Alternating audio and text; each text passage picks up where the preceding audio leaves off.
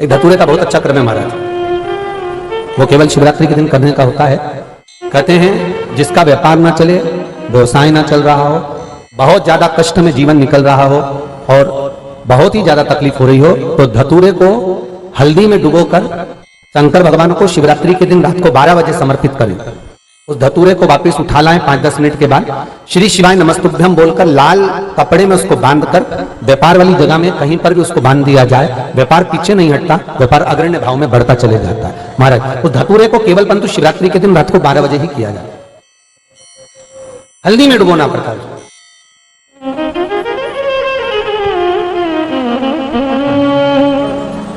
यही प्रमाण एक क्रम में और है महाराज जी। लिंग पुराण कहती है, मान लो किसी व्यक्ति को कोई एक भारी बीमारी हो गई, बड़ा रोग हो गया, और वो रोग डॉक्टर कह रहा है कि ये ठीक नहीं होना है, बहुत तकलीफ उसमें है और कष्ट ही कष्ट है, वो ठीक नहीं हो रहा, दवाइयां लग रही, गोलियां खा रहे हैं, तो महाराज उसका भी वर्णन है। 7 धतूरे, कितने धतूरे लेना है? 7 धतूरे। कोई सी भी शिवरात्रि से मतलब महीने में एक बार शिवरात्रि आती है, प्रत्येक महीने आती है। किसी भी शिवरात्रि के दिन 7 धतूरे लेकर एक धतूरे में मूली, लच्छा, नाड़ा लपेटकर चंद्रमौली भगवान का स्मरण कर उस मौली को लपेटकर 6 धतूरे में हल्दी लगाकर शंकर भगवान की जो जलाधारी है, जलाधारी में आपको पहले भी वर्णन किया है, शंकर भगवान का ये शिवलिंग है, ये जलाधारी है, ये भगवान का जल निकलने का स्त्रोत, चरणारविंद का भाव। शिवलिंग जहां रखा हुआ है, ये पार्वती जी का हस्त कमल, जो ये गोल भाग है ये पार्वती का हस्त कमल, जहां शिवलिंग रखा है। जहां से जल नीचे गिरता है उसके सीधे भाग में श्री गणेश जी महाराज का स्थान है, उसके उल्टे भाग में श्री कार्तिकेय जी का स्थान है। जलाधारी के सामने एक मोटी सी लाइन होती है, कहीं सांप बना होता है, कहीं स्थान बना होता है। जो मोटी सी लाइन है ये शंकर भगवान की सबसे छोटी लड़की अशोक सुंदरी का स्थान है। जलाधारी के ऊपर जो 3 टेकी लगी है ये भृगु ऋषि का भृंगी गण का स्थान है। इसके ऊपर जो कलश है, कलश में जो पानी भरा जाता है, वो पानी जो बूंद बूंद नीचे गिरता है, ये शंकर भगवान की 5 लड़कियों का स्थान है। जया, विषहरा, सामरीबारी, धोतली और देव, ये 5 लड़कियों का स्थान है। शंकर भगवान का संपूर्ण परिवार शिवलिंग के सामने से जहां से जल चालू होता है गिरने के लिए नीचे की ओर जब जल जाता है, उस स्थान पर भगवान शंकर के सारे गणों का स्थान है। फिर जब जल बहकर सामने की ओर जाता है, जितनी दूर तक जल जाता है उतनी दूर तक भगवान शंकर के उस जल भाग को ग्रहण करने के लिए 33 कोटि देवताओं का स्थान है। इसलिए उस जल को हम लांघते नहीं है, क्योंकि वहां 33 कोटि देवता विराजमान रहते हैं महाराज। तो जो बीमारी डॉक्टर ने बता दी और बहुत बड़ा रोग हो गया और शरीर में कष्ट है, ठीक नहीं हो रहा, चाहे लीवर से जुड़ा हो, चाहे किडनी से जुड़ा हो, चाहे कैंसर से जुड़ा हो, और मान लो शरीर में कहीं गांठ भी हो गई है और वो मिट्टी नहीं रही हो, तो महाराज निवेदन 7 धतूरे, एक धतूरे पर मौली लपेटकर वो शंकर जी के शिवलिंग के ऊपर चढ़ाना। 6 धतूरे, उसमें से एक धतूरा भगवान श्री गणेश जी का स्थान, दूसरा धतूरा श्री कार्तिकेय जी का स्थान, तीसरा धतूरा अशोक सुंदरी का स्थान। महाराज शंकर भगवान की जगदम्बा जी के हस्त कमल के ऊपर एक धतूरा, 5 एक धतूरा जहां से जल नीचे की ओर बहकर जा रहा हो, पानी जिस जगह से नीचे गिर रहा हो बिल्कुल वहीं पर एक धतूरा चढ़ा देना है। उस धतूरे को चढ़ाने के बाद वो धतूरा वापस लेकर आना है। अवधूतेश्वर महादेव का नाम लेकर या चंपेश्वर महादेव का नाम लेकर उस धतूरे को जो बीमार व्यक्ति है उसका स्पर्श कराकर बेलपत्री के पेड़ के नीचे पटकवा देना है महाराज। धीरे धीरे रोग में आराम मिलना प्रारंभ हो जाता है, औषधियां धीरे धीरे समाप्त हो जाती हैं और व्यक्ति स्वस्थ हो जाता है। ये केवल शिवरात्रि के दिन ही होता, 12 महीने शिवरात्रि आती है, आप किसी भी शिवरात्रि को कर सकते हो, किसी भी शिवरात्रि भगवान शंकर का स्मरण। महाराज जी कोई पूछे कि ये किस पुराण से लिया गया है तो आप बता देना, लिंग पुराण के 3 स्कंद भाव में से वर्णन लिया गया है। ठीक है, कौन से पुराण में से है? लिंग पुराण के अंतर्गत। आप उसका स्मरण कर सकते हो, आप उसका अनुमोदन कर सकते हो। शिव स्मरण में देखो, किसी पुराण में भागवत पुराण उठा लो, आदिकादिक पुराण उठाओ, किसी पुराण में ज्यादा उपाय नहीं मिलेंगे आपको, मिलेंगे तो शिव महापुराण में मिलेंगे। उसका कारण क्या है? तो शंकर भगवान की इस पुराण में वेदव्यास जी ने क्यों लिखा? तो वेदव्यास जी से भी प्रश्न किया गया कि आपने सारी पुराण भक्ति के पद पर लिखी और शिव महापुराण जो लिखी वो रोग से मुक्ति के लिए लिखी, शंकर भगवान की इस पुराण में ऐसा क्या वर्णन लिखा? वेदव्यास जी ने वर्णन किया है महाराज। सती खंड के अंतर्गत वेदव्यास जी लिखते हैं कि शंकर भगवान मृत्यु लोक के देव हैं, और मृत्यु लोक के देव हैं तो अपन जितने भी मृत्यु लोक में, चाहे वो जलचर हो, थलचर हो, वायुचर हो, चाहे वो मनुष्य हो, जो पृथ्वी पर जन्म लेता है उसका अगर कोई पूर्वज है तो वो शंकर भगवान ही है। शंकर भगवान हमारे दादा परदादा परदादा के भी परदादा हैं। और ईमानदारी से बोलना, घर में अगर बहू तकलीफ में होती है तो घर की जो बुजुर्ग होते हैं ना उनको दुख होता है। घर में अगर बेटा दुखी होता है तो घर का जो बुजुर्ग होता है, दादा पिता होता है, उसको दुख होता है। उसी तरह घर का बुजुर्ग देव अधिदेव महादेव है। शंकर जी की ये कथा हमारे दुख और तकलीफों को मिटाने के लिए, जिससे हम स्वतंत्र आनंद में जीवन को जी सके। अब वो मनुष्य भटके तो ये उसकी मर्जी। इतना सब कुछ होने के बाद भी लोग यहाँ भटकते हैं। पहले सारे देवी देवताओं के पास धोख लगा जाते हैं, फिर वहां से काम नहीं होता तो फिर पैगंबर के पास पहुंच जाते हैं, वहां से काम नहीं होता तो फिर किसी ढोंगी प्रपंची के चक्कर में फंस जाते हैं, वहां से काम नहीं होता फिर किसी प्रपंची के पास में घूमने फिरने वाले के पास चले जाते हैं, आखिरी में सारा धन बर्बाद कर बैठ जाते हैं। तब आखिरी में फिर शंकर की शरण में जाते हैं। और जब पूरी तरह से बर्बाद हो जाता है तब शिव के पास आया। पहले आ जाता तो सुख का वाणी हो जाता।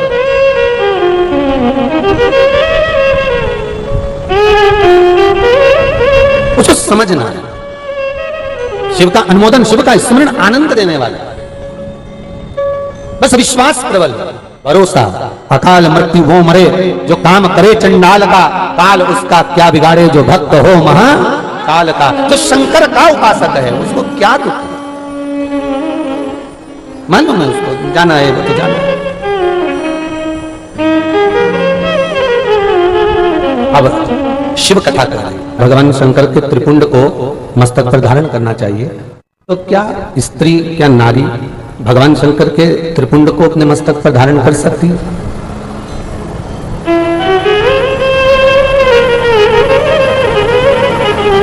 शिव महापुराण की कथा कहती है नारी का जो स्वरूप है वो स्वतः ही जगदम्बा का स्वरूप है।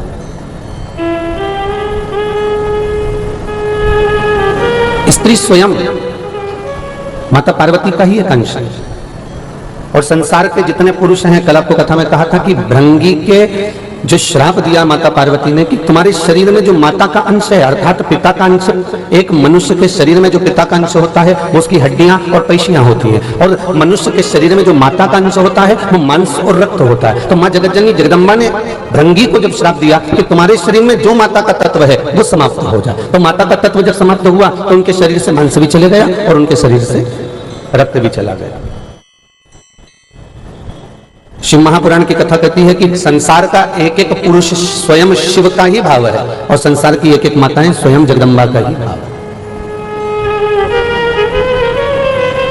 21,600 श्वास जो मनुष्य के शरीर से प्रतिदिन निकल रही है, ये श्वास ही तो शिव है। शरीर का मतलब ही क्या हुआ? जब तक श्वासें चल रही हैं तो शरीर है, और श्वास निकल गई तो केवल शव है, फिर उसका मूल तत्व ही समाप्त हो गया। शरीर तब तक है जब तक श्वास है, और जिस दिन श्वास गई उस दिन केवल वो एक शव बन जाता है, फिर उसका कोई मूल तत्व नहीं रहता। फिर दुनिया के लोग उसको कहते हैं ले जाओ राग लगा दो, क्योंकि इसमें से शंकर निकल चुका है। जब तक शंकर शरीर के भीतर है तब तक वो शरीर है, और शंकर गया। ये एक प्रश्न है हमारा, बड़ा सुंदर प्रश्न किया है, कोई गलत नहीं है।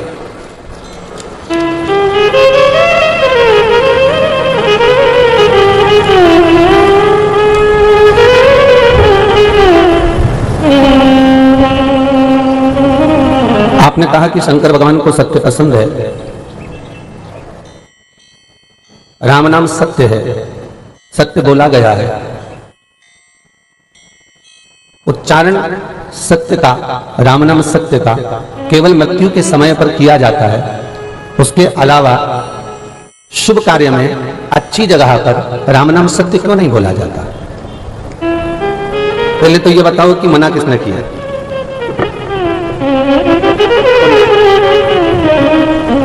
खोलना है इसका थोड़ा सा, पहले ये बताया जाए कि मना किसने किया है। बस ठीक है, जिसने मना करा हो ना उसको एक बार ढूंढ के लेके आओ। नियम ये किसी ने बोला नहीं है आपको कि आप केवल मृत्यु के समय पर ही राम नाम सत्य बोले। अगर आपने शिव महापुराण की कथा सुनी होगी तो हमने तो कई बार कहा कि दिवाली मिलने जाओ तो हैप्पी दिवाली बोलो ही मत ना, आप तो डायरेक्ट जाके बोलो काका जी राम नाम सत्य है। काका जी कुर्सी से नीचे, क्यों मेरा बुरा चाहता है? नहीं बुरा नहीं चाहते। वो शिवर वाला महाराज बोला है कि मरने के बाद राम नाम सत्य बोला तो वो सत्य बोल कहां पाया? फिर तो वो चले गया उठकर। अगर जीते जी सत्य बोल लिया तो जीवन तो सार्थक हो जाएगा। काकी जी से मिलने जाओ, उन्हें धोख लगाओ, उन्हें पाँव मल मल के ना जब तुम प्रणाम करो तो काकी जी से भी कह दो काकी राम नाम सत्य। काकी के क्यों नहीं, मुझे बुरा चाहती? नहीं नहीं, एक छोटा सा बच्चा दीपावली के दिन सुबह सुबह चिल्ला रहा था राम नाम सत्य है, राम नाम सत्य है। मम्मी अंदर से मोगरी लेकिन धो दिया, और मम्मी ने खूब मारा उनके छोरा के बेचारे के बापड़ा के, खूब धोया। तो छोरा ने पूछा कि मम्मी क्यों मार रही है? तो मम्मी ने कहा सुबह सुबह बता दिवाली का दिन और तू राम नाम सत्य कह रहा है।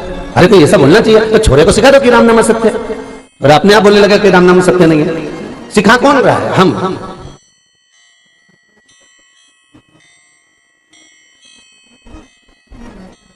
गलतियां कौन करवा रहा है? हम स्वतः। पुराण कभी ये मंदिरों में लोग पीछे परिक्रमा करते हैं और परिक्रमा करने के बाद मंदिर के पीछे प्रणाम करते हैं, दंडवत करते हैं, साष्टांग करते हैं। भैया कौन सी पोथी में लिखा है, किस जगह पर इसका प्रमाण मिलता है कि मंदिर के पीछे प्रणाम करो? मंदिर की परिक्रमा करो यह हमारा हिंदू धर्म कहता है, वृक्षों की परिक्रमा करो यह हमारा हिंदू धर्म कहता है, माता पिता गुरुजन की परिक्रमा करो यह हमारा हिंदू धर्म कहता है। पर हिंदू धर्म यह नहीं कहता कि मंदिर की परिक्रमा करने के बाद मंदिर को पीछे से प्रणाम करो। क्यों? क्योंकि एक बार माता लक्ष्मी ने भगवान विष्णु से पूछा था, नाथ मैं आपसे पूछना चाहती हूँ कि आपके आगे क्या है और आपके पीछे क्या है? भगवान विष्णु ने कहा था, लक्ष्मी मेरे 33 कोटि देवताओं के अग्रभाग में धर्म का निवास होता है और 33 कोटि देवताओं के पीछे के भाग में अधर्म का निवास होता है। और इसका प्रमाण कहां मिलता है? श्रीमद् भागवत कथा में। भागवत सुनिए सभी ने? अरे बोलो तो फिर बिल्कुल चुप होकर बैठ गए तुम लोग। तो सुनिए ना सबने। तो भागवत में एक प्रमाण मिलता है, जिस समय पर जरासंध युद्ध करने के लिए आए, मथुरा पर आक्रमण करा, कालियावन पीछे पीछे आए,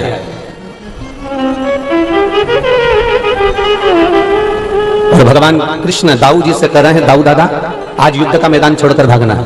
बोलो भागे कि नहीं भागे? और नाम पड़ गया रणछोड़ राय। युद्ध का मैदान छोड़कर भागना है दाऊ दादा, तैयारी कर लो। दाऊ दादा ने पूछा काहे के लिए भागना है? ये सामने कालियावन खड़ा है, जरासंध खड़ा है, लड़ अच्छे से। भगवान कृष्ण कहते हैं, दाऊ दादा जरासंध से लड़ने में दिक्कत नहीं है, दिक्कत है कालियावन से लड़ने में। तो कालियावन से क्या तू डरे? डरना वरना तो है ही नहीं अपने को, फिर क्या दिक्कत है? भगवान कृष्ण ने कहा, दाऊ दादा ये कालियावन जो सामने खड़ा है ना, ये युद्ध करने के लिए तो आया है, पर दिक्कत इतनी सी है कि इतना दान करता है, इतना पुण्य करता है, इतना सत्कर्म करता है, हे राक्षस प्रवृत्ति का, पर दान पुण्य सत्कर्म इतना ज्यादा करता है कि इसको मारना इतना सरल नहीं है। इसको तो कोई तपस्वी मार सकता है, इसको तो कोई जोगी, कोई सन्यासी, कोई साधक, कोई उपासक ही इसको मार सकता है, इसको मैं नहीं मार सकता हो। भगवान कृष्ण जैसे बोले तो दाऊ दादा बोले, तू ठाकुर है ठाकुर, तू कन्हैया है, तू नारायण का अवतार है।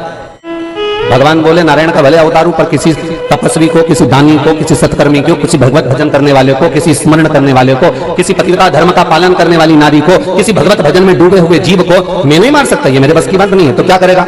भगवान कृष्ण कहने लगे भागेंगे। भागने से क्या होगा? भगवान कृष्ण कहने लगे जब मैं आगे आगे भागूंगा ये मेरे पीछे पीछे भागेगा, पीछे पीछे भागेगा तो ये मेरी पीठ देखेगा, और पीठ देखेगा तो इसने जितना पुण्य करा होगा वो अपने आप समाप्त हो जाएगा। समाप्त होगा जैसे ही गुफा में प्रवेश करेगा उसको मुचकुंद के नेत्र द्वारा जला दिया जाएगा। बस इतना सा काम करना है। अब भगवान आगे आगे भागे, कालियावन पीछे पीछे भागा, गुफा में प्रवेश कर गए, मुचकुंद के ऊपर से कपड़ा हटाया और उसके नेत्र खुलते से कालियावन जलकर भस्म हो गया। क्यों? क्योंकि उसका पुण्य समाप्त हो गया था। शिव महापुराण की कथा कहती है कि मंदिर के आगे धर्म का निवास होता है। मंदिर की परिक्रमा करो कोई दिक्कत नहीं है, देवताओं की परिक्रमा करो कोई दिक्कत नहीं है, पर मंदिर की परिक्रमा करते करते जब तुम लोग पीछे माता भड़कते हो नहीं,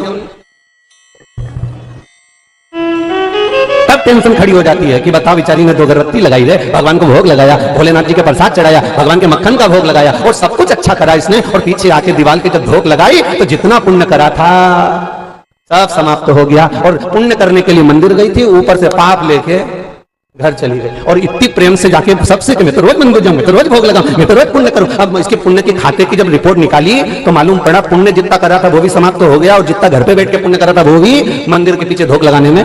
तो मंदिर के जितने ट्रस्टियां होते हैं ना, तो वो भी आजकल बेचारे चतुर हो गए रामायण भागवत सुन सुन के। उन्होंने क्या करा कि ये मानने वाली तो है नहीं, तो इन्होंने क्या करा कि मंदिर के पीछे भी एक फोटो लगाना चालू कर दिया। मंदिर के जो ट्रस्टी है ना वो भी मंदिर के पीछे भी आजकल एक फोटो लगा देते हैं, भाई ये मानेगी तो है नहीं, और ना ये माने ये प्रणाम जरूर करेगा, और करेगी प्रणाम तो इसलिए अपने फोटो लगा दो, एक मूर्ति लगा दो जिससे कम से कम इसको पाप ना लगे। तो उन्होंने मंदिर के पीछे फोटो लगाना प्रारंभ कर दिया, मंदिर के पीछे मूर्ति लगाना प्रारंभ कर दिया। अब उसको समझे तो माने ना। तो जी किसने लिखा नाम तो मेरे को ध्यान में नहीं आ रहा हो, नाम लिखा भी नहीं है, चतुर होगी 2 साखी है, ऐसे नाम तो नहीं लिखा, पर प्रश्न बहुत सुंदर करा है। ऐसे प्रश्नों को स्वीकार है, भगवान भोलेनाथ आपका भला करे, जो जगत कल्याण के प्रश्न है कि राम नाम सत्य आपने लिखा है, बहुत बहुत साधुवाद आपको। एक बार जोरदार ताली बजाएं बाबूजी के लिए, बहुत सुंदर लिखा है, अच्छा प्रश्न है। कहीं ऐसा प्रमाण नहीं मिलता कि आप मरने के बाद ही राम नाम सत्य बोलें। प्रमाण तो राम नाम सत्य मरने के बाद इसलिए बोला जाता है क्योंकि शंकर की शरण में लेकर जा रहे हैं, तो सत्य का स्मरण कराते हुए लेकर जा।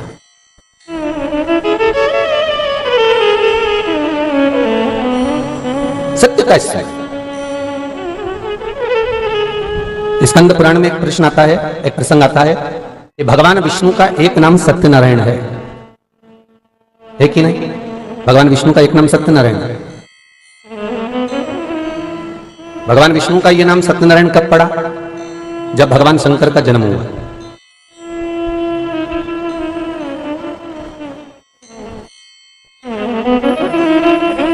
जब भगवान शिव का जन्म दिवस,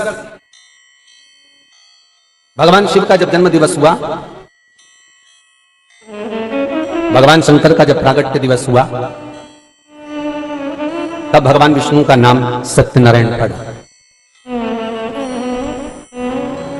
अब भगवान राम का जन्म दिवस कौन सी तिथि को आता है? जम के बोलते जाओ। रामनवमी को। भगवान कृष्ण का जन्म दिवस कब आता है? जन्माष्टमी को। दत्त जयंती दत्त पूर्णिमा को। शनिवार के दिन, शनि अमावस्या के दिन शनि महाराज की जयंती। शंकर भगवान का जन्म दिवस कौन सा है? जम के बोलो। शिवरात्रि। भगवान शंकर के शिवलिंग का प्रागट्य दिवस, जन्म दिवस है शिवरात्रि। और दुनिया क्या मनाती है? शंकर भगवान का विवाह दिवस। और विवाह दिवस कब का है? वैशाख शुक्ल पक्ष की पंचमी शंकर भगवान का विवाह हुआ था। वैशाख के महीने में शुक्ल पक्ष की पंचमी तिथि को शिव जी की शादी हुई थी। और दुनिया के लोग शादी का दिवस कब मनाते हैं? शिवरात्रि के दिन। चलो कैसे भी मनाए तो भगवान शंकर को रिझाएं तो हो जाता है। कभी कभी ऐसा हमारे साथ में भी गलतियां होती रहती है। जब व्हाट्सएप खोलते हैं तो ऐसा लगता है सब लोग बधाइयां दे रहे हैं, happy birthday happy birthday happy birthday. इसने देखा तो है नहीं, इसने सोचा कि आज ही का जन्मदिन हो, 3 दिन पहले का मैसेज खुल गया, इसने आज ही लिख के डाल दिया हैप्पी बर्थडे। तो उसने फिर फोन कर कहा कि मेरा जन्मदिन तो 3 दिन पहले निकल चुका है। अरे मैं देख नहीं पाया था, मैंने मैसेज आज ही देखा ना, इसलिए मैंने बधाई दे दी। चलो कोई बात नहीं, 3 दिन बाद सही, 3 दिन पहले से हुआ। तो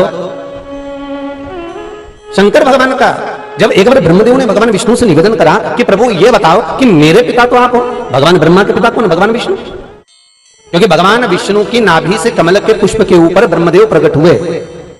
तो ब्रह्मा जी ने कहा आप मेरे पिता हो। मेरे को यह जानना है कि भगवान राम के पिता श्री दशरथ जी महाराज है, भगवान कृष्ण के पिता श्री वसुदेव जी नंद बाबा जी हैं। मुझे यह जानना चाहता हूं कि मेरे पिता आप हो तो आपके पिता कौन है? भगवान विष्णु भगवान के मुख से निकल गया कि तू मेरे पिता के बारे में पूछ रहा है। मुझे मालूम करना है कि मेरा दादाजी कौन है।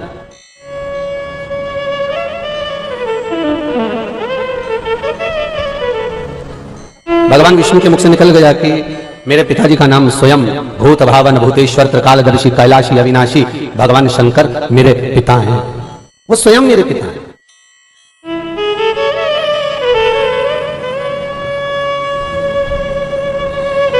ब्रह्मा जी ने कहा मैं मानता नहीं, मैं नहीं मान सकता ये बात, मैं इसको स्वीकार नहीं करता। ठीक है, अगर आप स्वीकार नहीं करते तो ये आपकी मर्जी है। मैं आपके पिता को जानना चाहता हूं, मैं आपके पिता को देखना चाहता हूं। मैं आपके पिता को देखना चाहता हूं एक बार, मैं अपने दादाजी को देखना चाहता हूं। होता है कई बार हम जान नहीं पाते कि हमारा जन्म देने वाला, हमारा जन्मदाता, उसका स्वभाव, उसका स्वरूप क्या है, हम नहीं जान सकते, हमें ज्ञात नहीं हो पाता है। मैं अपने दादाजी को देखना चाहता हूं। भगवान शंकर ने कहा तो क्या, भगवान विष्णु ने पूछा क्या चाहते हो? तो मैं आपके पिताजी का स्वरूप देखना चाहता हूं। ठीक है, चलिए, एक बड़ा सारा पर्वत था, उस पर्वत को भगवान ब्रह्मा और भगवान विष्णु ने घुमाना प्रारंभ करा। और ब्रह्मा और विष्णु ने जब पर्वत को घुमाना प्रारंभ करा तो पर्वत जब धीरे धीरे घूमा तो उसकी आकृति दिख रही थी। पर्वत और तेज घूमा तो आकृतियां नजर आ रही थी। पर्वत जब बहुत तेज घूमना प्रारंभ हुआ तो उसमें से एक अग्नि का खंभ प्रकट हो गया और उसकी आकृति एक लिंगायत स्वरूप में हो गई। एक लिंगायत आकृति प्रकट हो गई। और जब वो लिंगायत आकृति प्रकट हुई तब उस लिंगायत आकृति में से आवाज आई, हे ब्रह्मा, हे विष्णु, तुम पूछ रहे थे कि सृष्टि का निर्माण करता है, सृष्टि का पालन करता है, सृष्टि का संहार करता है, इस सृष्टि को चलाने वाला है कौन? आखिर भगवान विष्णु का भी पिता कौन हो सकता है? शंकर भगवान कह रहे हैं कि ये मेरा ही स्वरूप है। और सुनो हे नारायण, आपने और ब्रह्मा ने इस शिवलिंग की उत्पत्ति करी है, इस शिवलिंग को प्रकट करा है। इसलिए मृत्यु लोक में कहीं शंकर की मूर्ति नहीं पूजाएगी। अगर पूजाएगा तो शंकर का यह प्रतिबिंब शिवलिंग के रूप में ही पूजाएगा, शंकर का यह स्वरूप शिवलिंग के रूप में ही पूजा जाएगा। भगवान राम की मूर्ति पूजाती है, भगवान कृष्ण की मूर्ति पूजाती है, जगदम्बा जी की मूर्ति पूजाती है, दत्त जी की मूर्ति पूजाती है, शनि महाराज जी की मूर्ति पूजाती है। शंकर भगवान का एक लिंगायत स्वरूप पूजाता है, जो कि भगवान ब्रह्मा और भगवान विष्णु ने प्रकट किया है।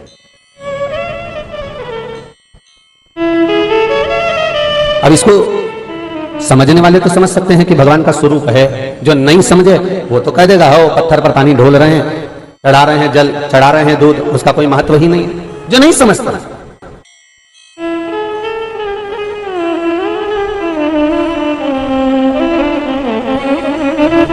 सीधी सीधी बात है, हीरा को परखइयो राम कोई नहीं, कौन परखदार।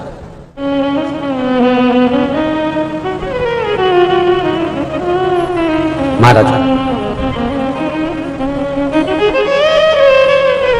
संसार के लोग अगर भगवान को एक बार पहचान जाए ना, केवल एक बार।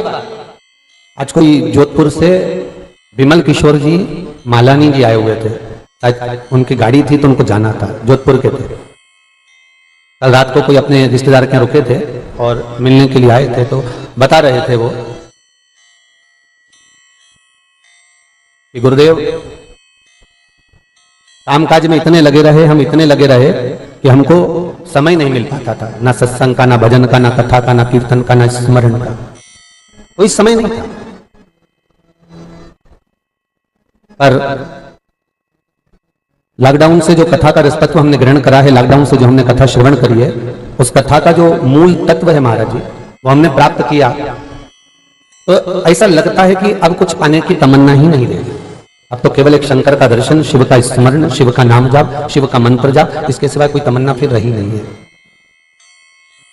उसके सिवाय फिर कोई तमन्ना नहीं रही।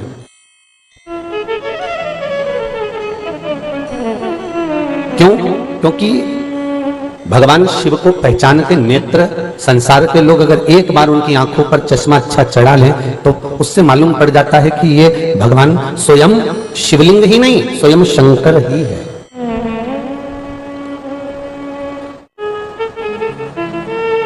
बहू सास को नहीं पहचान पाती, वो तो बेचारी सास जब मर जाती तब याद आती, बहुत अच्छी थी साहब, बहुत बढ़िया, थोड़ी थी कड़क हमारी अम्मा, हमारी सास थोड़ी कड़क जरूर थी पर बोलती बिल्कुल क्लियर। और कब बोल रही है? जब वो चली गई, जब हाथ से हीरा निकल गया तो एक कुम्हार जा रहा था और उस कुम्हार को एक चमकदार पत्थर मिल गया, और चमकदार पत्थर उसने उठाया तो सोचा इस पत्थर को ले जाता हूं, अपने बच्चों को खेलने को दे दूंगा, कितना सुंदर चमक रहा। पत्थर को उठा लिया और पत्थर उठाकर ले जाने लगा। मन में आया पत्थर में बच्चों को दूंगा और बच्चे कहीं फेंक देंगे, कहीं मिट्टी में दबा देंगे, इससे अच्छा है इस पत्थर को मैं अपने गधे के गले में डाल देता हूं। तो गधे को बेचारे को लगेगा कि कितना अच्छा मेरा सेठ है, उसने मेरे गले में इतना जोरदार पत्थर डाला, उसने वो पत्थर को बांधकर गधे के गले में डाल दिया। अब गधे को लेकर जा रहा था, सामने से एक जोहरी आ रहा था, और जोहरी घोड़े पर चढ़कर आ रहा है, उसने उस पत्थर को देखा और देखते ही उसकी चमक को देखकर जोहरी रुक गया। उसको लगा कि पत्थर ये हीरा, और ऐसा हीरा दुनिया में कहीं नहीं मिल सकता जिस कुम्हार के पास है। और इसकी बुद्धि मारी गई, भाई हीरे को गधे के गले में डाला, बताओ गजब करा इसने। जोहरी को लगा, मुझे लगता है कि इस कुम्हार को इसकी परख नहीं है, ये तो पत्थर समझ रहा होगा चमकदार, मुझे लगता है समझदार नहीं है, ये कुम्हार ऐसा ही है, इसको अकल बुद्धि नहीं है, चित्त नहीं है, वृत्ति नहीं है, इसको कीमत नहीं जानता ये हीरे की। जौहरी उसके पास चले गया, उसने कहा अपना क्या जाता है, अपन खरीद लो। जौहरी ने जाकर कहा ये तुम्हारे गधे के गले में जो पत्थर पड़ा हुआ है चमकदार, कहां से मिला? अभी वहां से मिला, बड़ा सुंदर पत्थर है। हाँ चमकदार था, बच्चों के लिए ले जा रहे थे, हमने सोचा गधे के गले में डाल दिया, इसलिए डाल दिया, गधा भी खुश हो जाएगा, इतना जोरदार चमकदार पत्थर देख के। अच्छा ठीक है, हमको दे दो ये पत्थर, ले लो। कितने में दोगे? 8 आने देना पड़ेगा। अब जोहरी इतना कंजूसड़ा था, उसने मन में सोचा कि इसको कीमत तो मालूम नहीं, करोड़ों की चीज को केवल 8 आने में दे रहा है, पर इसको जब कीमत ही नहीं मालूम तो एक काम करता हूं कि काय को 8 आना, तुम्हें तो 4 आने में लूंगा। अब कंजूस तो जोहरी था, उसने कहा देखो भैया 8 आने तो नहीं दूंगा, 4 आने दूंगा। इतने में कुमार बोला काय को 4 आने में लूं, गधे के गले में बांधा, बड़ी मुश्किल से खोलूं ने तुमको दूं, इससे अच्छा गधा ही खुश 8 आने की चीजें दे दो। नहीं दे रहा, नहीं दे रहा। अब जोहरी उसके पीछे पीछे जाने लगा, उसने सोचा कभी तो इसका मन पलटेगा, 4 आने किसको भारी मिल जाएंगे। कुमार लेकर चल दिया, जोहरी पीछे पीछे रुका, पानी पीने रुका। ये पानी पीने रुका, इतने में दूसरा जोहरी आ रहा था। उसने जो गधे के गले में पत्थर देखा, क्या जोरदार हीरा है, उसने तुरंत रोका। रोकते से पूछा, भैया ये पत्थर हमको दे दो, ले लो। कितने में? 8 आने में। वो घोड़े से नीचे उतरा, उसने कहा 1 रुपया ले, पत्थर मुझे दो। 1 रुपया निकाल कर उसने वो पत्थर खरीद लिया। इतने में ये पीछे से आया और आते से बोला, ले 8 आना ले, दे मुझको। उसने कहा वो तो 1 रुपया में ले गया। वो 1 रुपये में लेकर चले गया। भाई, एक व्यक्ति वो होता है जिसको कीमत नहीं मालूम होती, जैसे कुम्हार, और एक व्यक्ति वो होता है जिसको कीमत मालूम है, उसके बाद भी उसको पकड़ नहीं पाता। और एक व्यक्ति वो होता है जो अपना सर्वस्व लुटाकर भी उस चीज को प्राप्त कर लेता है। ये शंकर है ही ऐसा। किसी को नहीं मालूम तो वो सोचते हैं कि शिवलिंग है, पत्थर का टुकड़ा है, पानी उंडेलने के लिए लेडीज चली जाती हैं, पुरुष लोग जाते हैं, ताली बजा के बम बम बोलते, लोटा भर के पानी उंडेल कर जाते हैं। ये जो वृत्ति जो बनी हुई है, कुमार जैसी वृत्ति बनी हुई है, वो नहीं जानते तो कह दिया ये शिवलिंग है, ये पत्थर है, ये पत्थर का टुकड़ा है। जो जानता था वो अपनी विद्वत्ता से बताता था, बहुत जोरदार है, बहुत आनंद में है, परंतु प्राप्त तो करना है, प्राप्त करना में एक दिन मृत्यु की तारीख निश्चित आ गई और मालूम पड़े प्राणी निकल गए, प्राप्त ही नहीं कर पाया। और जो समझदार था, जैसे बर्फानी सेवा संस्थान समझदार थी, उन्होंने तुरंत शिव महापुराण को पकड़ा और बुलाकर यहाँ विराट जी के मंदिर में विराजमान कर दिया। तो ये समझ की बात होती है, ये परखैया की बात होती है कि उसको प्राप्त करना और जगत तक पहुंचा देना, उसको समझना, शिवलिंग को जानना। ब्रह्मा जी ने कहा, मैं नहीं मानता कि आपके पिता, भगवान विष्णु थे, भगवान ब्रह्मदेव ने कहा अगर आपके ये पिता हैं तो इस शिवलिंग के चरण कहाँ हैं और शिवलिंग का सिर कहाँ है? अगर पिता हैं तो पिता का मुख और चरण दोनों होता है, बताओ कहाँ है? भगवान बोले हमको नहीं मालूम कि चरण कहाँ है और मुख कहाँ है, हमको ज्ञाति नहीं है। कभी मत बताना बेटे को, जिंदगी में याद रखना, बच्चों को कभी मत बताना कि तुम्हारे पास में कितना धन है। बच्चों से कहो मेहनत करो, खुद मेहनत करो। एक कथा पहले कही थी, आपने सुनी होगी। सर्कस में पहले शेर होते थे, गवर्नमेंट ने उन शेरों को छुड़वा दिया और कह दिया इन शेरों को वापस ले जाओ, जंगल में छोड़कर आओ। सर्कस के शेरों को ले जाकर जंगल में छोड़ा गया। 10 कुत्तों ने मिलकर जंगल के शेरों को मार दिया। जंगल के राजा का शिकार 10 कुत्तों ने कर लिया। रिसर्च किया गया कि आखिर कारण क्या था, वो जंगल के शेरों को कुत्ते ने कैसे मार दिया। तो मालूम पड़ा कि जंगल का शेर था, पिंजरे में रह रहकर उसको बैठ कर खाने की आदत हो गई थी, शिकार करना भूल गया था, इसलिए कुत्तों ने उसका शिकार कर लिया। बस ये चरित्र हमारे जीवन में उतार लो। बच्चों से कभी मत कहना कि तुम्हारे पास कितनी प्रॉपर्टी है, बच्चों से कभी मत कहना कि तुम्हारे पास धन कितना है, बच्चों से कभी मत कहना, बहुओं से भी ये मत कहना कि तुम्हारे पास में दौलत कितनी है। बस उनको मेहनत करने दो, उनको जितनी मेहनत कर सकते हैं करने दो। क्यों? क्योंकि आज अगर उनको धन मालूम पड़ गया, एक जगह पर बैठकर खाने की अगर उनको आदत हो गई, एक बार उन्होंने घाटा लगाया, दूसरी बार तुमने भर दिया, तीसरी बार घाटा लगाया, फिर तुमने भर दिया, चौथी बार घाटा लगाया, फिर उसने भर दिया, मालूम पड़े कभी डब्बे में, कभी शेयर मार्केट में, कभी मैच में, कभी इसमें, कभी उसमें घाटा लगाता गया, तुम भरते चले गए। क्योंकि बच्चे को मालूम है कि पिता के पास बहुत है, बच्चों को मालूम है कि माता के पास बहुत है, इसलिए बच्चों को मत बताओ, क्योंकि इनको जंगल का शेर बनाना जिससे ये दूसरे का शिकार कर सके, मालूम पड़े छोड़कर चले गए, इनका शिकार दूसरा कर ले। ये सब छोड़कर बच्चों को मत जाना। अपने बच्चों को प्रबल बनाने का प्रयास करिए, अपने बच्चों को श्रेष्ठ बनाने का प्रयास करिए, संस्कारवान बनाने का प्रयास करिए। बताना मत कि कितना है तुम्हारे पास। हम तो सासों से भी कहते हैं बिल्कुल मत बोलना कि तुम्हारे पास कितना है, और नी मत ऑन दो। तुम तो बस बाजार से यहां से जाओ ना, तो एक लोहार की दुकान पे खड़े होकर इतनी बड़ी लोहे की पेटी ले लो और घर की जितनी पुरानी साड़ी रखी है ना सब उसमें भर दो, और जाते जाते 2-4 भाटा उठा के ले जा पत्थर, और पत्थर को ईंट को उसमें उठा के साड़ियों में लपेट के और पेटी में रख दो, और अच्छी बढ़िया मोटा वाला ताला लगा के चाबी कमर में खोस दो। पर बहू के मत बताना कि इसमें भाटा रखा। और हर दिवाली पे बस बहू से एक बार जरूर कहना, बेटा जरा पेटी हटा ना, थोड़ा सा मेरे को काम है। और बहुओं से पेटी उठवाना, बहुओं को लगेगा डोकरी के पास खूब, और डोकरी के पास खूब तो बहुओं भी गरम गरम चाय देगी, भोजन देगी, रोटी देगी, सब सम्मान करेगी, सत्कार करेगी, आदर करेगी। हो तुम्हारा खूब पांव दबाएगी, पांव पड़ेगी, हो खूब आदर से सम्मान सत्कार सब कुछ करेगी, पर बताना मत ही हो, मरती मर जाना पर मत बताना। और आखिरी समय में जब तुम्हें दिखे कि अब भोलानाथ जी लेना ही गया, अब तो जाने का समय आ गया, तो 4-5 बहुओं को 2-3-4 जितनी बहुएं सबको बुला लेना, बेटा आजा, और बड़ी बहू के हाथ में चाबी पकड़ा दीजो और खेजो बेटा सब बांट लीजो हो, और अपन तो चला। अब बहुओं ने भी विचार करा कि अम्मा खूब छोड़ के गई है, पर ननंद आएगी और सब बांट के ले जाएगी, तो सबसे पहले पेटी छुपाएगी, और पेटी छुपाएंगे तो बहुओं भी आपस में बात करेगी, डोकरी बहुत देखे गई है, अच्छे से सब काम करना। तो तुम्हारे मरने के बाद 13 साड़ी न 12 लोटा ने 12 आसान ने 13 माला ने सब जोरदार करा ने, गुलाब जामुन ने, इमरती ने, भजिया ने, पकौड़ा ने, दही बड़ा सब खिलाया ब्राह्मणों को। खूब चकाचक ब्राह्मण भी खा के गए, ननंदोन भी चली गई और बाद में तीनों चारों बहुओं ने सोचा अब बांटो, और जो पेटी खोली ना उनमें भाटा निकलिया। फिर तो पर बताना मत हो, और बहुओं आए उससे पहले धर लो, बताना बिल्कुल नहीं है। तुम्हारी चाबी तुम्हारे पास में रखो। एक वो आजकल एक नया फैशन हो गया, जयपुर में, जोधपुर में, इंदौर में, मुंबई में, पुणे में हमने देखा है कि बच्चे रात्रि को 11 बजे के बाद गाड़ियां की चाबी उठाकर गाड़ियां लेकर चाउमीन खाने जा रहे हैं। बोलो सही है कि गलत है? रात को कितनी बजे निकल रहे हैं घर से? 11-12 बजे, जिस समय पे चुड़ैल और भूत खाए।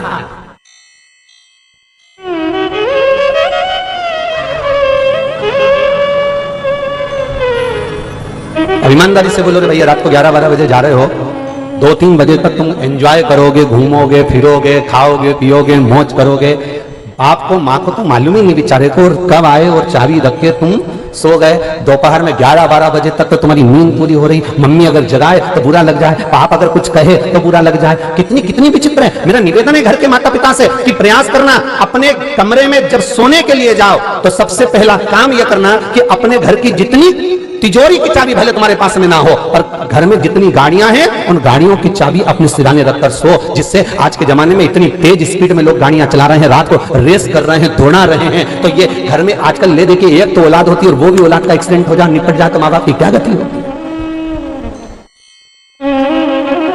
अरे हीरो होंडा को मत संभालो रे, ये हीरो जैसी औलाद को संभाल लो। वो हीरो होंडा काम नहीं आएगी, नहीं हीरो काम आ जाएगा बाद में। और यही हीरो अगर बिगड़ गया तो हीरो होंडा किसको दिखाओगा? अरे बोलो तो, ये हीरो होंडा दिखाओगा किसको? हीरो जैसी औलाद बिगड़ जाएगी, करोगे क्या फिर इस हीरो होंडा का? इसको सुधारना है, इसको सहजना है। हम कहते हैं जिस गांव में पानी की कमी होती है वहां की फसल बिगड़ जाती है, और जिस घर में संस्कारों की कमी होती है वहां की नस्ल बिगड़ जाती है। संस्कारों से पोषित करिए।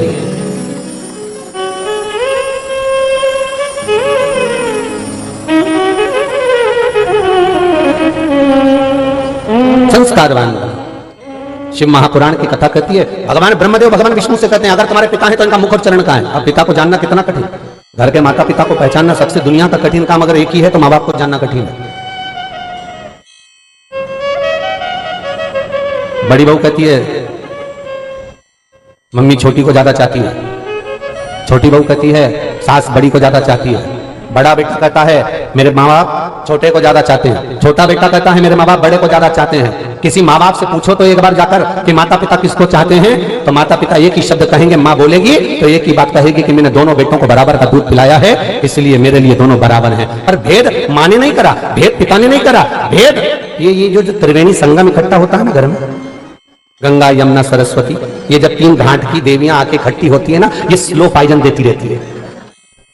ये थोड़ा थोड़ा स्लो पाइजन देख लो तुम्हारी मम्मी को।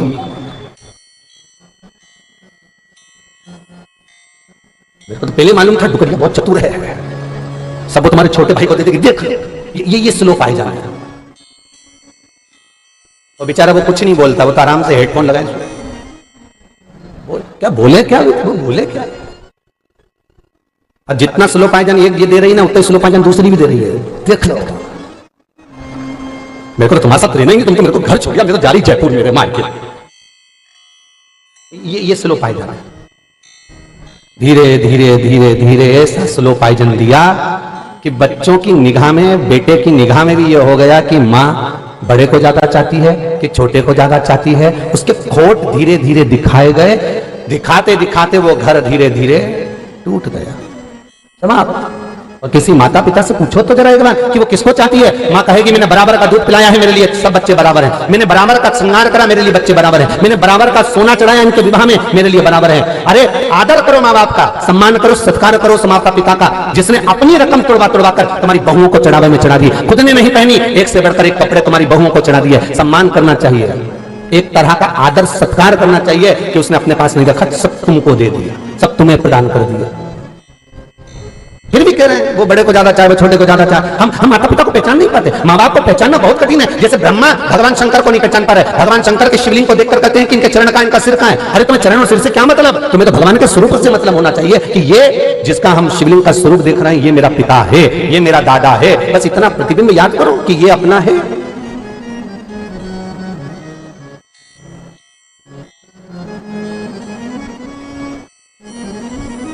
हम उसको तो पहचान नहीं रहे। घर में मां बैठी जगदम्बा और देवी जी के मंदिर में जाकर चुंदड़ी चढ़ा रहे हैं। मां जगत जननी को प्रसन्न करना, मां अम्बे जगदम्बे को प्रसन्न करना, चुंदड़ी चढ़ाना। खूब चिल्ला चिल्ला के प्रचार करा, खूब दमदारी से। यहां भी चढ़ाते होंगे 100 फीट की चुनर मां जगत जननी जगदम्बा जी को चढ़ाई जाएगी। अरे नवरात्र आंदो जब खूब लंबी लंबी चुंदड़ियां लोग पकड़ पकड़ के जाए, खूब लंबी लंबी चुंदड़ी माता जी पे चढ़ाए। इन सबका फोटो खींच के रख लो एक बार, और इनको फोटो खींच के यूं रखो और इनके घर में जाके पूछो कि ये माता जी के तो साड़ी पहना है, और घर की मां को कभी दिवाली पे साड़ी लाके देखे? इनका फोटो खींच के रखो जितनी चुंदड़ी चढ़ाने जाए।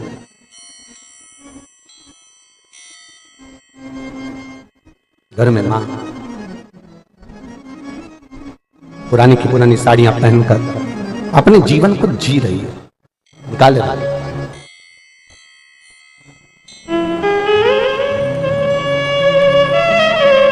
हम पहचान नहीं पाते।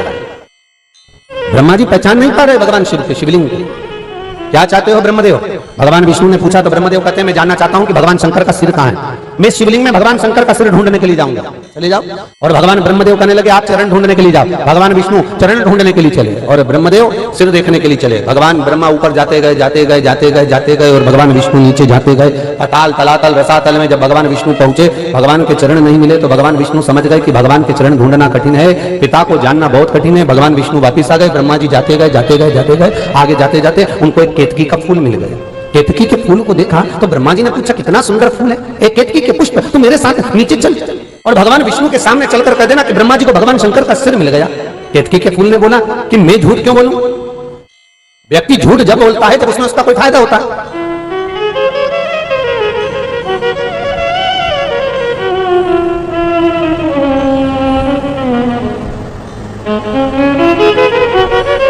मैं झूठ क्यों बोलूं? मेरा क्या फायदा है?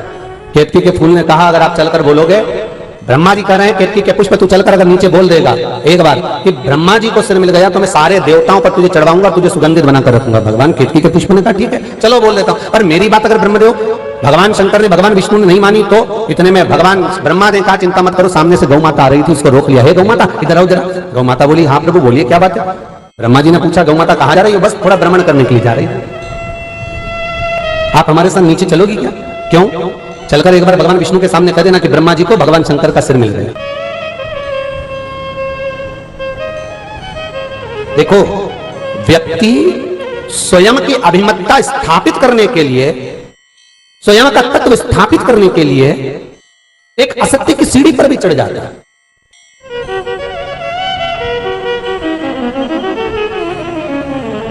राम कथा में एक बात आती है, सारे देवताओं ने मिलकर भगवान शंकर से कहा भोलेनाथ जी ये रावण तुम्हारा चेला है, तुम्हारी सेवा करता है, पूजन करता है, अर्चना करता है, तुम्हारी आराधना करता है। 33 कोटि देवताओं ने जाकर, सारे देवी देवताओं ने जाकर रावण को समझाया, तुम क्यों नहीं समझाते? शंकर भगवान बोले जो नहीं समझते वही समझाते। तुम्हारा कहने का मतलब क्या है? मतलब ये देवता जितने भी गए रावण को समझाने, वो समझते नहीं? बिल्कुल नहीं समझते। अगर समझते होते तो समझाने काय को जाते।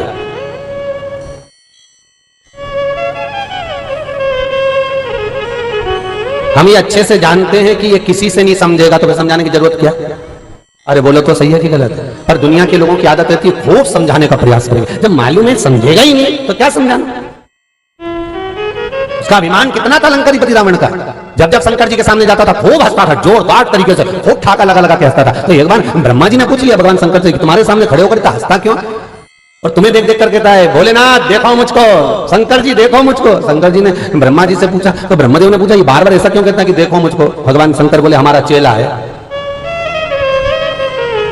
तो चेला है तो हंसता क्यों है? कि हंसता इसलिए है कि शंकर भगवान तुम्हारे तो 5 मुख, हमारे तो 10 मुख। मतलब गुरु तुम तो छोटे रह गए, चेला अब्बल निकल गया, इसलिए हंसता।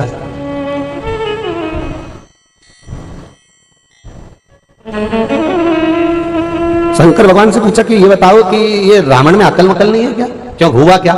दुनिया के लोग प्रणाम करते हैं तो झुककर प्रणाम करते हैं, ये प्रणाम करने के लिए आपका पर्वत उठा लेता है और सिर पे रख लेता है। रावण से पूछा गया कि तूने पर्वत क्यों उठाया, कैलाश पर्वत को? तो क्या प्रणाम करने के लिए। तो क्या तू उल्टा है कि पर्वत उठाएगा, सिर पे रखेगा, फिर प्रणाम करेगा?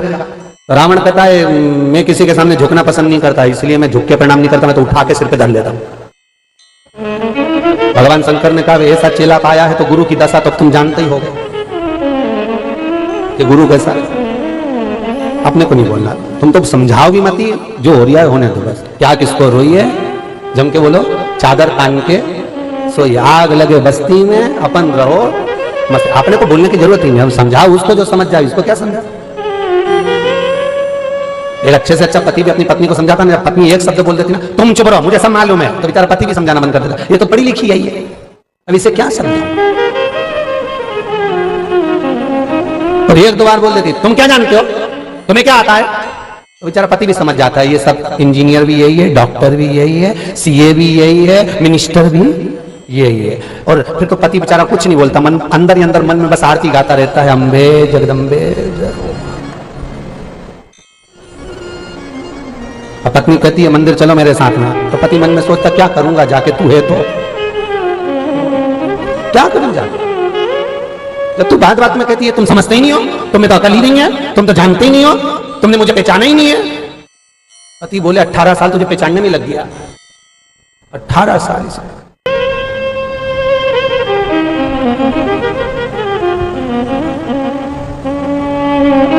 एक व्यक्ति प्रवचन सुनने के लिए गया, कथा प्रवचन सुनकर घर आया तो उसने अपनी पत्नी को बाहर निकाल दिया, घर से निकल जा तू यहां से, धक्के मारकर निकाल दिया।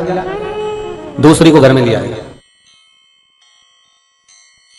पति से पूछा तुम इतने बड़े धर्मात्मा हो, ससुराल वालों ने, पहले ससुराल वालों ने उसको समझाने बुलाया कि तुम इतने धर्मात्मा हो, इतने बड़े ज्ञानी हो प्रवचन सत्संग में जाते हो, उसके बाद तुमने ऐसा गलत काम कैसे कर दिया कि अपनी पत्नी को निकालकर और दूसरी स्त्री को लेकर आ गए। तो क्या गलत मत कहना, मैंने गुरुजी का कहना माना। तो क्या गुरुजी ने क्या प्रवचन में बोला था? गुरुजी बोले थे माया को निकाल दो, शांति को ले आओ। मैंने गलत क्या किया ये बता? माया निकाल, शांति लिया है। ए तुम मत करना रहे हो, 2 सवाल हो। अब गुरुजी बोले थे उसको समझे सो जाने, भगवान शिव को समझे तो कोई, शंकर को जाने तो कोई।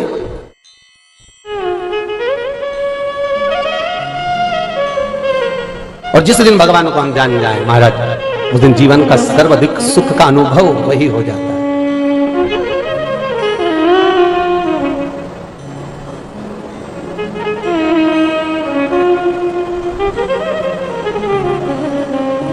बस वो मन का भाव शिव को। गौ माता ने कहा मैं झूठ बोलूंगी स्वीकार होगा, क्यों नहीं, क्यों नहीं होगा। और बस गौ माता ने विचार कर लिया देखा जाएगा, चलते हैं, और भाव लेकर भगवान के द्वार पर पहुंचे। मेरे पिता है भगवान शिव, ये शिवलिंग साधारण नहीं, ये मेरे पिता का एक प्रतिबिंब है। हिंदू धर्म के अंतर्गत व्यक्ति का एक प्रतिबिंब माना जाता है पिंड। क्या माना जाता है? प्रतिबिंब, पिंड को माना गया है। और जो पिंड होता है वो हमारे यहाँ कहते हैं शिवपिंडी। शिवपिंडी मतलब एक पिंड को एक आकृति दी जाती है जिसको लिंगायत स्वरूप ही कहा जाता है। भगवान विष्णु कह रहे हैं ये सामने जो शिवलिंग दिख रहा है ये मेरे पिता है, मैं जानता हूं, तो चरण देखने की जरूरत क्या। मैं गया था नीचे, और जब नीचे गया सब दूर देख कर आया तो भगवान के चरण तो कहीं मिले नहीं, मुझे भगवान के चरण नहीं मिले। जैसे ही कहा चरण नहीं मिले तो शिवलिंग में से आवाज आ गई, शंकर के शिवलिंग में से आवाज आई, है नारायण आपने इस शिवलिंग की साक्षी में सत्य कहा, शिवलिंग की साक्षी में आप सत्य बोले हो, इसलिए आज से आपका नाम सत्यनारायण होगा। आज से आपका नाम, स्कंद पुराण कहती है भगवान शिव का नाम, भगवान शंकर भगवान विष्णु का नामकरण संस्कार कर रहे हैं कि तुम सत्यनारायण कहलाओ।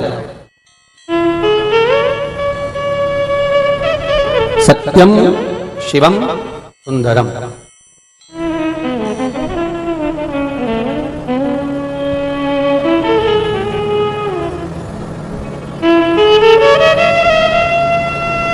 यदि जीवन में सत्य है तो शिव जरूर मिलेगा, और शिव अगर मिल गया तो जीवन सुंदर अपने आप हो जाएगा, अपने आप सुंदर हो जाएगा। अगर जीवन में सत्य है तो शिव मिलेगा, और शिव मिला तो जीवन सुंदरमय अपने आप हो गया। सत्यम शिवम सुंदर।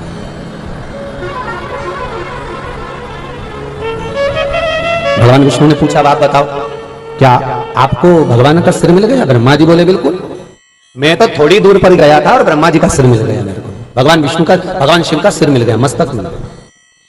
ओहो,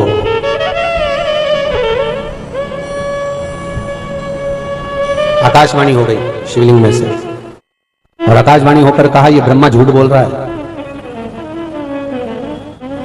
ब्रह्मा झूठ बोल रहा है या आकाशवाणी हो? ब्रह्मा जी कह रहे हैं आकाशवाणी झूठी है, ना मानो तो केतकी के फूल से पूछ लो। केतकी का पुष्प ब्रह्मा जी ने निकाला, उठा कर दिया, देव भगवान विष्णु के सामने, बोल केतकी के फूल। भगवान ब्रह्मदेव को सिर मिला कि नहीं मिला भगवान शंकर का? केतकी के पुष्प ने कहा भगवान ब्रह्मा को तो सिर मिल गया। आकाशवाणी हो गई शिवलिंग में से, ये केतकी का फूल झूठ बोलता है। हे ब्रह्मदेव, तुम भी झूठ बोल रहे हो और केतकी का फूल भी झूठ बोलता है। हे केतकी के पुष्प, तू शंकर के शिवलिंग की साक्षी में तूने झूठ बोला है। मैं तुझे श्राप देता हूं, सारे देवताओं पर तू चढ़ेगा और शंकर पर कभी नहीं चढ़ेगा। अगर भूल से भी अगर कोई केतकी का पुष्प शंकर को समर्पित कर देगा तो 1000 गौ हत्या के बराबर उसको दोष लग जाएगा। इसलिए सारे फूल, पत्ती, कांटे जो मर्जी पड़े शंकर को चढ़ाओ, पर केतकी का पुष्प शंकर को कभी मत चढ़ाओ, जीवन में कभी नहीं चढ़ना चाहिए। सारे पुष्प चढ़ाओगे चल जाएगा, पत्तियां चढ़ाओगे तोड़कर चल जाएगा, सब कुछ भगवान को समर्पित करोगे चल जाएगा। और केतकी के पुष्प भगवान शिव को नहीं चाहिए, क्योंकि 1000 गौ हत्या के बराबर दोष है, मात्र एक केतकी का पुष्प शिव को चढ़ गया भगवान शिव। इतने में ब्रह्मदेव बोले, ये आकाशवाणी झूठी हो रही है, ना मानो तो पूछ लो। तो भगवान कह रहे हैं कि गौ माता से पूछ लो, ये गौ माता बेटी। सामने गाय खड़ी थी, भगवान विष्णु ने पूछ लिया, क्यों गौ माता? आप बताओ, क्या ब्रह्मदेव को भगवान शंकर का सिर मिला? तो गाय ने उसी समय पर कह दिया, हाँ ब्रह्मा जी को सिर मिला। गाय झूठ बोल दिया, आकाशवाणी शिवलिंग में से फिर हो गई। ये गौ माता जगत की माँ होकर, जगत धात्री होकर, जगत की अंबिका होकर, ये जगत की माँ गौ माता होकर ये झूठ बोलती है। हे गौ माता, तूने शिवलिंग की साक्षी में झूठ बोला है, मैं तुझे श्राप देता हूं, तेरा पूरा शरीर पूज्य होगा, और जिस मुख से तू झूठ बोली है वो मुख तेरा अशुद्ध माना जाएगा। तूने झूठ कहा है, तू झूठ बोली।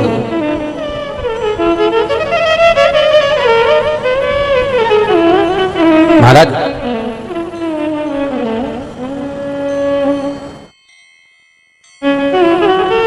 मनुष्य के मुख से निकला हुआ एक झूठ 1000 पुण्य को समाप्त कर देता है, 1000 पुण्य को नष्ट कर देता है। पर महाराज, आप कहे तो पुराण की बात रहे हो, पर महाराज जी आज के जमाने में अगर झूठ नहीं बोला जाए तो काम ही नहीं होता।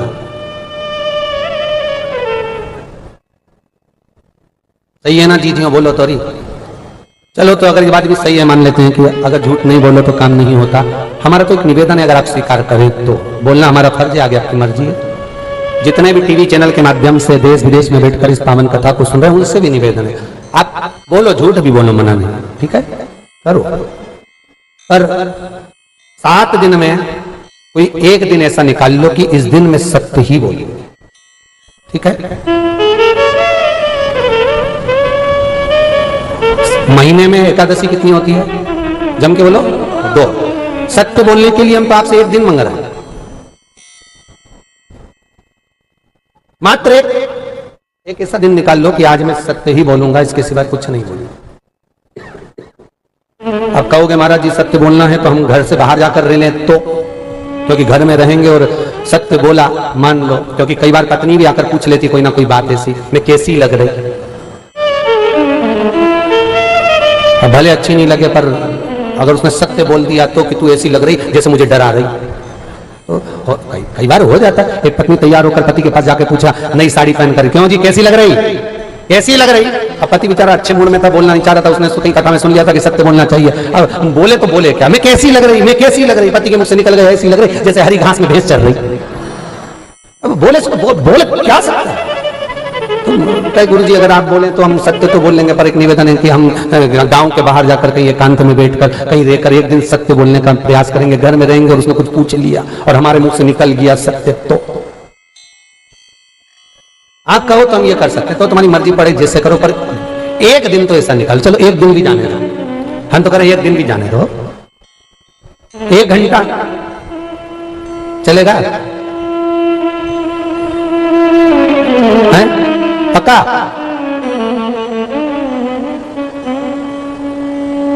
अच्छा इतनी जो बैठी है ना ये 2 पंडाल में, ये तो बिल्कुल पक्के में बोलती हाँ चलेगा, और इधर वाली संशय में पड़ गई,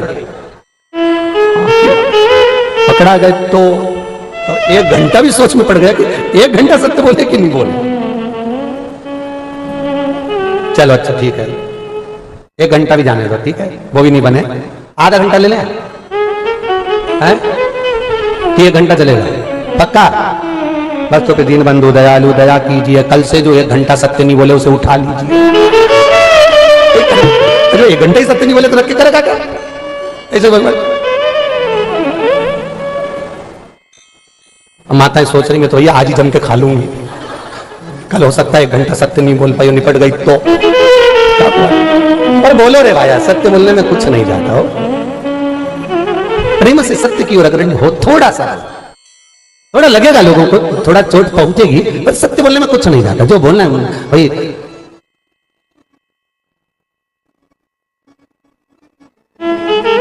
थोड़ा सा बोलो, और बोलो, शुरुआत कर लो राम नाम, अच्छे से बोलो जगदमदारी से, राम नाम सत्य, बड़ी प्रसन्नता में बोलना है ये नाम भी हो, बिल्कुल ऐसे नहीं वो शमशान मुर्दे को लेकर जा रहे हैं और जितने अर्थी के पास है बस वही चिल्ला रहे राम नाम सत्य, पीछे वाले तो बात करते हो जाना आपकी बार फसल बिगड़ गई है। महाराज शिव शंकर की कथा कथी, ओगरदानी त्रिकालदर्शी भगवान शंकर ने तुरंत कहा गौ माता तू झूठ बोल रही, जगत की मां होकर तू झूठ बोली है, तेरा पूरा शरीर पूजा जाएगा पर तेरा मुखा पूज्य होगा। हिंदू धर्म में सारे दान आगे से होते हैं, केवल एक हिंदू धर्म में गौदान एक ऐसा होता है जो पीछे से होता है, गाय की पूंछ पकड़कर किया जाता है। क्यों? क्योंकि इसने झूठ बोला था, इसलिए हिंदू धर्म में सारे दान, वस्त्र दान, अन्न दान, स्वर्ण दान, मुद्रा दान, सारे दान आगे से, और गौदान गाय की पूंछ पकड़कर पीछे से किया जाता, क्योंकि ये झूठ बोल।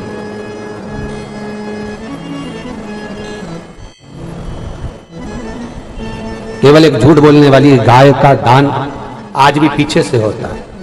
हिंदू धर्म में सारी परिक्रमा आगे से, पर हिंदू धर्म में गौ माता की परिक्रमा पीछे से चालू होकर पीछे समापन होती है।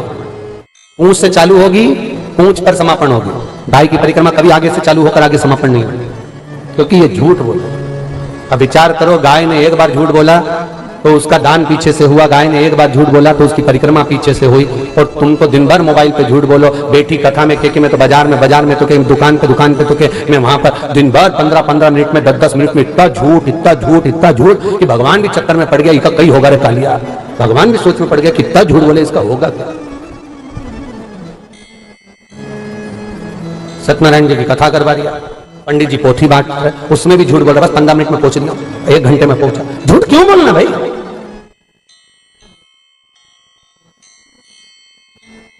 सत्य बोलने में जाता क्या। एक जमाई बहुत काला था, बहुत काला, और वो ससुराल आ गया, वो ससुराल आया,